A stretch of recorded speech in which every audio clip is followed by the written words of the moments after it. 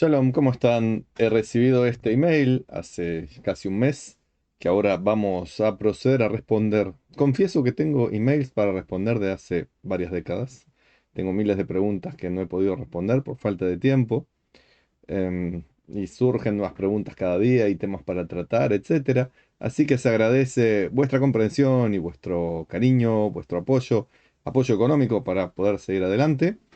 Vamos entonces a esta interesante pregunta que nos abre todo un abanico de respuestas acerca del liberalismo, libertarismo, anarcocapitalismo y etcétera. Como no soy técnico, ni economista, ni etcétera, haré lo posible. Técnico virtual, un nombre muy simpático, muy interesante. Buenas tardes, More, una consulta. ¿Cómo entender el relato de la Torá antes de continuar?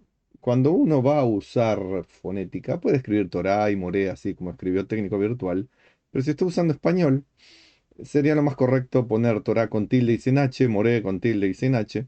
Pero bueno, sigamos. Buenas tardes, More, una consulta.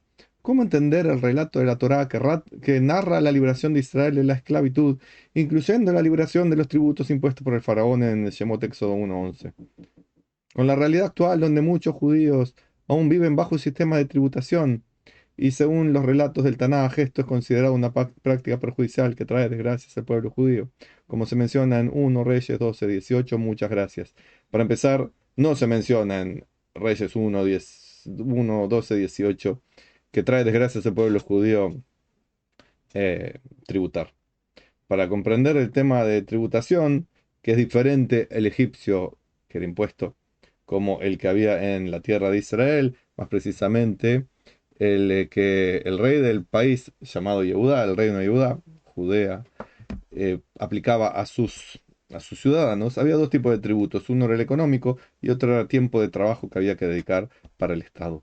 Eso era en lo referente a 1 Reyes 12:18. La gente estaba harta de estar pagando el tributo, tanto el económico como el del trabajo. Acá era al rey judío. ¿Saben por qué? Porque veían que la plata se iba en cuestiones que no era para beneficiarlos a ellos, al pueblo, ni para lo que estaba destinada esa plata realmente a hacer, que era mejorar las condiciones del pueblo, mejorar el templo, para que todos lo pudieran usar, llevar una vida más agradable. La gente vivía en condiciones precarias. También estamos hablando de hace 3.000 años atrás, era unas condiciones precarias, pero comparado con la riqueza del rey de Judea, que era el rey de ellos, no era un rey impuesto por el extranjero ni nada, no vivían en esclavitud, era un reino que ellos mismos habían asumido como propio, que habían reclamado al rey, tener un rey, a Dios a tener un rey, así que era algo que ellos habían decidido tener. Por eso, en el momento que fueron a pedir, mucho tiempo antes, al profeta Shmuel y le dijeron, queremos un rey, Shmuel no quería darles un rey. Dios le dijo, haz lo que ellos quieran, pero advertiles que llegado el momento, ellos van a estar hartos de ese rey, que les va a hacer pagar impuestos y los va a tener en trabajos forzados y le va a sacar a los hijos para que sean soldados y a las hijas para que le trabajen en la casa y van a sacar de sus campos, etcétera, y van a decir, basta, no queremos más rey. Y Dios les va a contestar, ustedes lo pidieron, ahí lo tienen, manéjense chiquitos. Y eso es precisamente lo que estaba pasando. La gente estaba harta de pagar impuestos. Se daban cuenta que sí, es necesario contribuir con el bienestar propio de los demás. Los impuestos, como dice algún político y economista famoso, Milei, por ejemplo, es un robo. Un robo, los impuestos son un robo organizado por una banda mafiosa, que sería la casta, el Estado, etcétera. Eso es lo que dicen algunas personas así. En el mundo de la Torah sí se entiende que hay que dar tributos. De hecho, se impone tributos a los que son dueños de campos, a los que tienen ingresos, etcétera. El famoso diezmo no es un invento de iglesias o un invento moderno, sino que es un invento de la Torah, o quizás ya era previo, como hay referencias en la propia Torah, de darle el dinero a o el templo o a funcionarios o al Estado, o al pobre, o a los necesitados, o a los que son funcionarios de educación.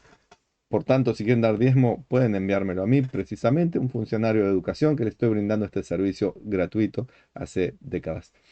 Eh, por lo cual, los tributos no eran algo extraño a ellos, no eran algo que sintieran como, no, no queremos esto acá, porque ya habían vivido los judíos, los israelitas, habían vivido una época de completa anarquía, por más que tenían la constitución que era la Torá, y tenían otros reglamentos, y tenían gente que los dirigía de forma espiritual.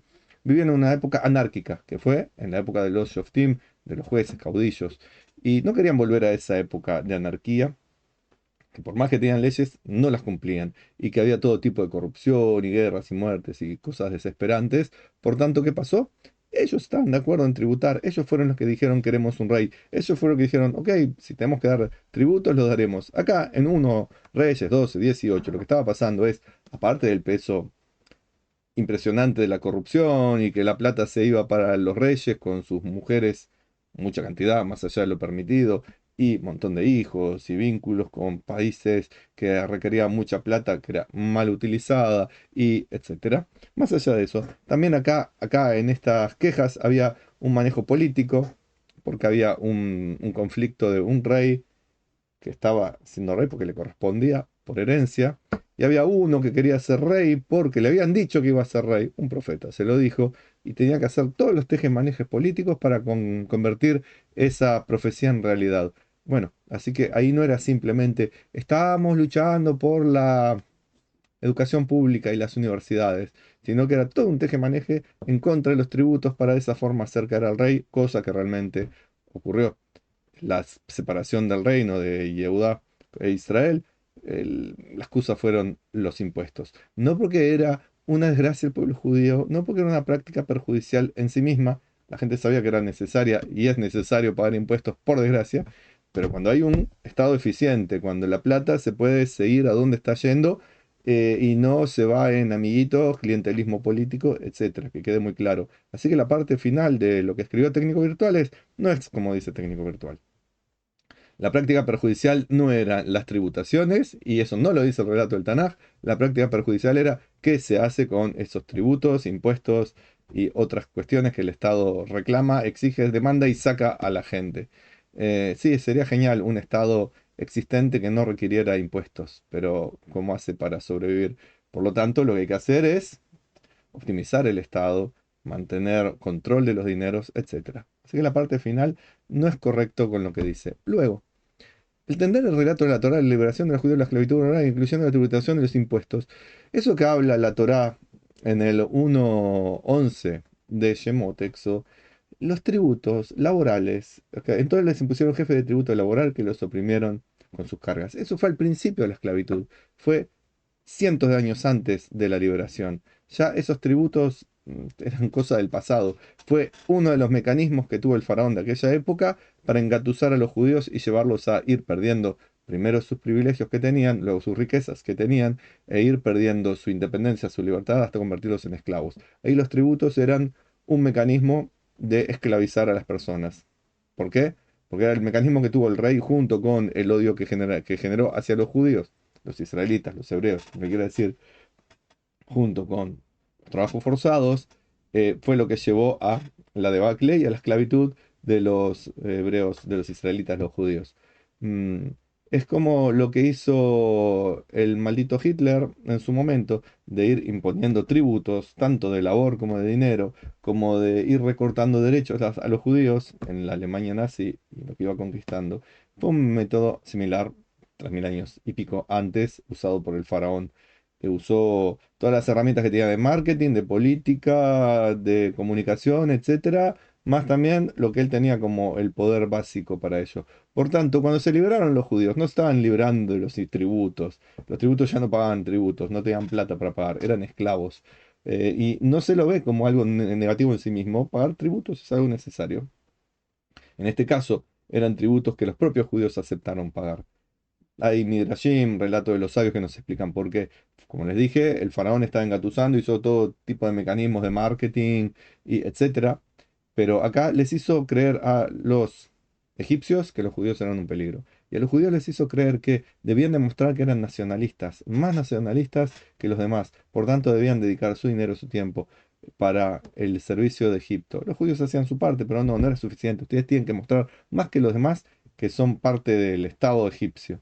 Y así lo fue llevando. Así que el tributo impuesto no era algo particularmente malo en sí mismo, sino cómo fue usado. Lo mismo que lo que le dije antes de los tributos que se van en corrupción, en clientelismo, etcétera, a que eran tributos usados como un mecanismo de esclavitud. Cuando los judíos se liberaron de Egipto, obvio que se liberaron de los impuestos, pero eso no quiere decir que hay algo en contra de los impuestos en la Torá. De hecho, vuelvo a decir, Dios es el que pone tributos e impuestos a los judíos que deben dar a los pobres, a los necesitados, a los levitas, a los Kohanim, al templo.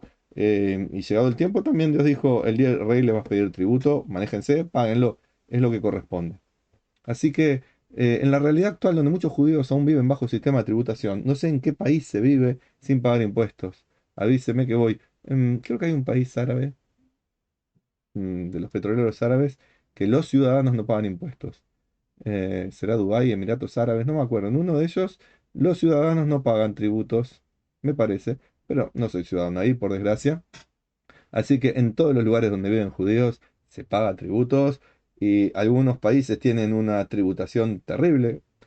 Países nórdicos, por ejemplo, que hay que pagar hasta el 60% del salario, según tengo entendido, pero tienen o tenían, hasta que dejaron llegar a conquistadores con piel de gente necesitada, tenían una calidad de vida estupenda. Los impuestos se usaban para que ellos tuvieran una vida estupenda.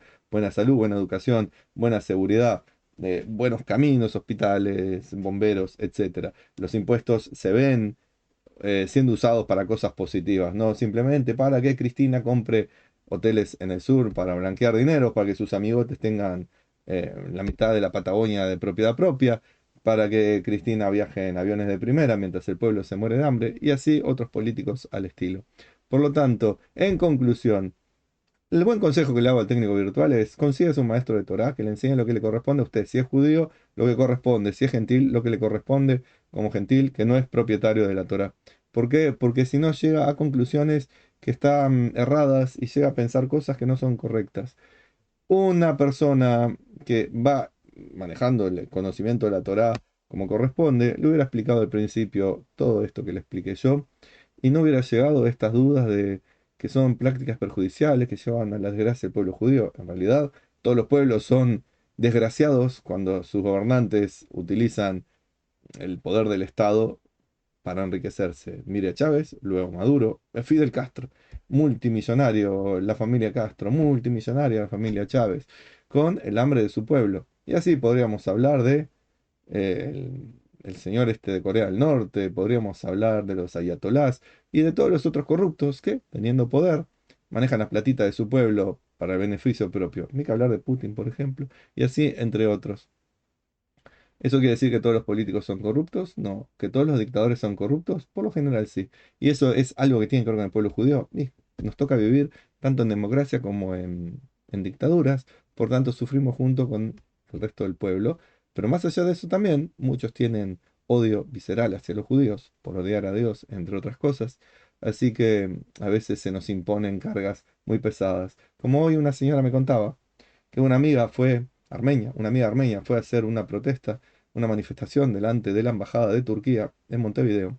Pasa un señor y les dice: ¿no les da vergüenza protestando acá? Vayan a protestar contra la embajada sionista. O se piensan que ellos son buena gente.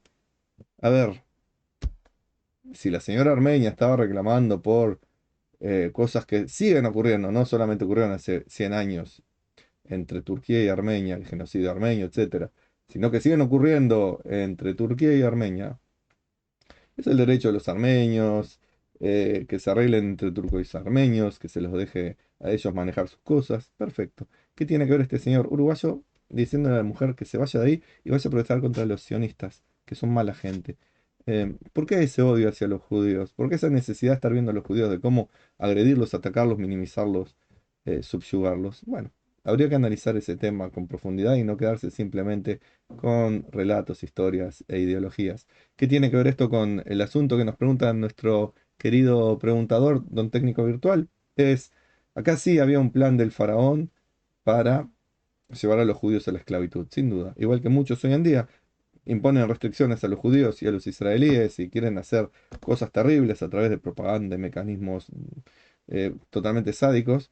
Y hay que tener en vista las enseñanzas que nos da la Torá y la historia para que no se vuelva a repetir. Ya vieron, en la Alemania nazi se repitieron mecanismos similares a los que usó el faraón y se perfeccionaron para mal. Y hay que tener en cuenta lo que pasó también en Reyes 12 y en esa zona, de cómo se generó un conflicto en el pueblo y hubo una separación que llevó a la debilidad de ambos reinos israelitas.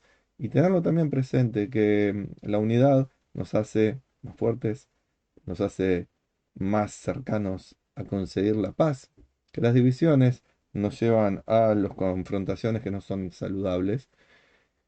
Darnos cuenta que no podemos seguir defendiendo ideologías que maltratan a sus pueblos y siguen cobrando impuestos, tributos, etcétera, que son para enriquecer a algunos y llevar a la miseria a la población.